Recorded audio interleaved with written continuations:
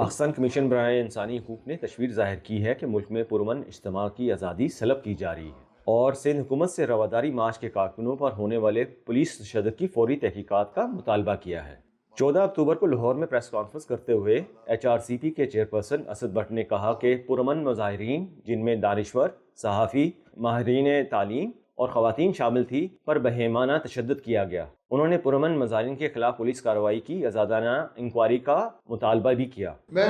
پنجاب کی civil society سے گزارش کرتا ہوں کہ وہ سندھ کے اس عمل کا ساتھ دے،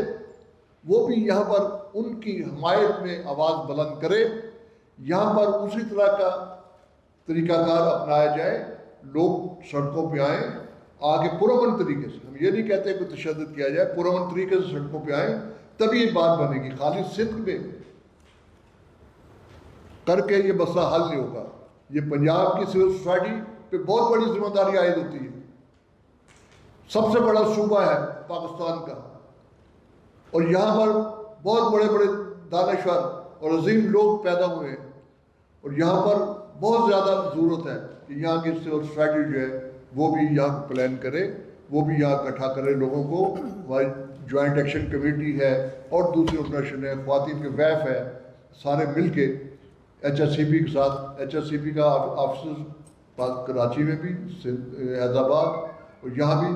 جو بھی ایک اچھا کام کرنا چاہتا ہے، جو بھی امن کے لیے کام کرنا چاہتا ہے، اس کے لیے حاضر ہے۔ سابق چیئرپرسن ہینا جیلانی نے کہا کہ HRCP شہریوں کے پرامن اجتماع کے حق پر یقین رکھتا ہے اور پرامن احتجاج کا مقصد قانون کی بالادستی قائم کرنا ہے، نہ کہ قانون شکنی کرنا۔ شاہنواز قمر کے کیس میں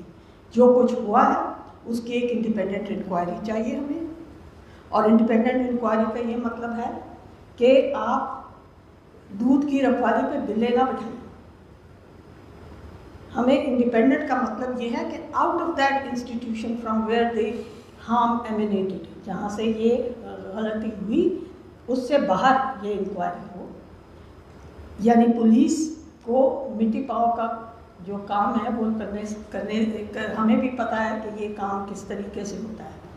ایک تو یہ کہ انڈیپینڈنٹ انکوائری ہو اور پورے طریقے سے اکاؤنٹیبلٹی ہو، نہ صرف اس شخص کی جس نے یہ حرکت کی، بلکہ اس ادارے کے ان ڈسپلنری اور ٹریننگ کے جو طریقہ کار ہیں اس کے اندر بھی انکوائری ہونی چاہیے کہ کیوں نہیں یہ اپنے سپاہیوں کو اس طریقے سے ان کا مائنڈ سیٹ بنائیں کہ وہ ابو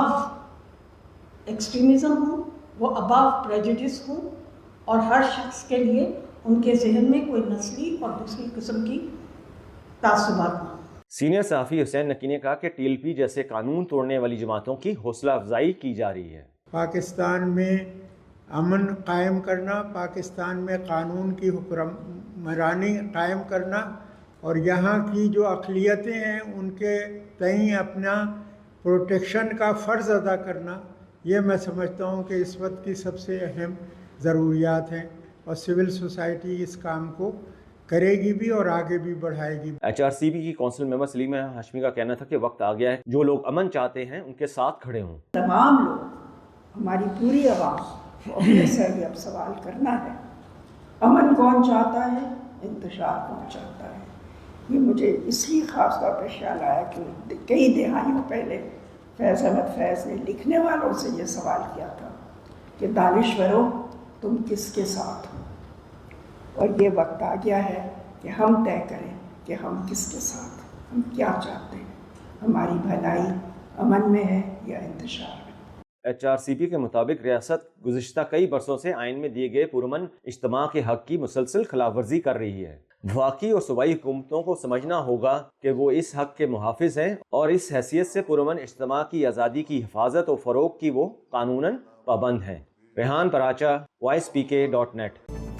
آپ کی خبر، آپ کی آواز، voicepk.net۔